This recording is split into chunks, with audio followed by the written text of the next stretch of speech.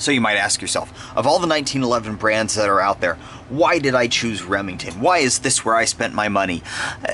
I have a kid named Remington.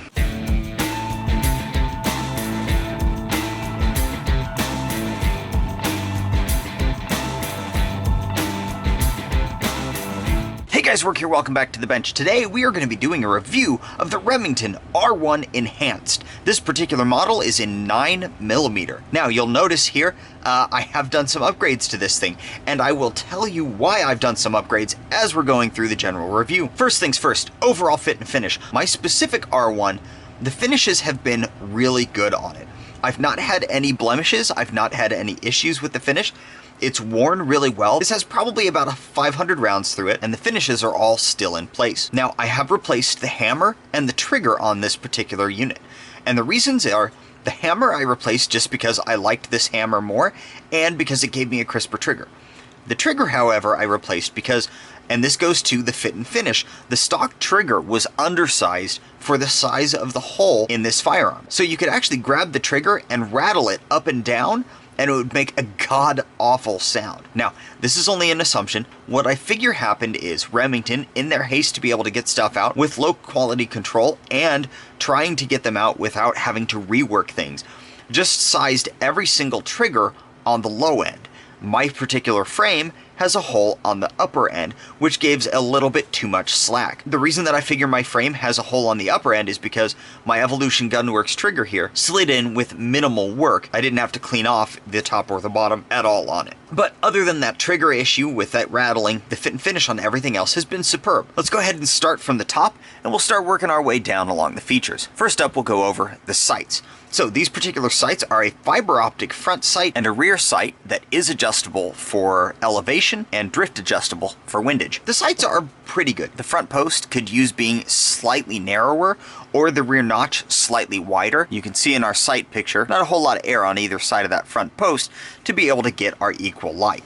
It does work. They are good sights. They're better than most stock sights, but they could use a little bit of tweaking. Fit and finish on the sights is good. The finishes are different between the front sight and the rear sight. That doesn't bother me a whole lot. However, just in case you have pretty high standards for that kind of thing, that is an issue. These finishes do not match. Going down from there, this is a government size 1911, so it is a 5-inch barrel with front and rear side serrations. The slide serrations are nice and deep and grippy. They're not overly grippy to the point where it's going to hurt a whole lot, but they are easy to get your hand on and they're easy to manipulate. Something else that really helps with the manipulation of this, however, is the incredibly low power recoil spring, as this is a 9mm model. So from there, we've got a stainless steel polished barrel that has worn really well. The lockup in here is really nice, and in the end, is a 1911 polished stainless steel bushing that goes really well with that nice thick 9mm barrel.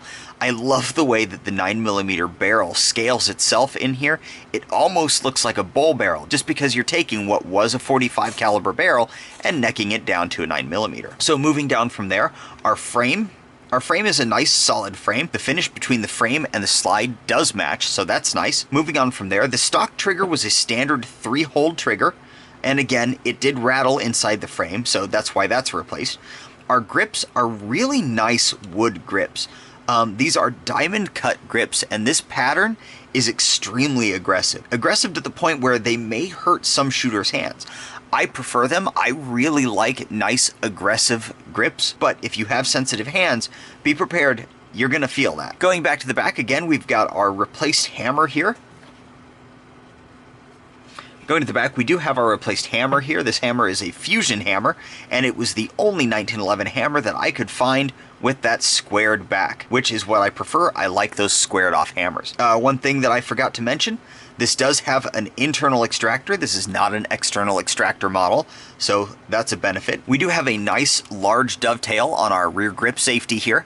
That dovetail does do a very nice job of protecting from any hammer bite. Moving down from there, we have a nicely stippled rear mainspring housing.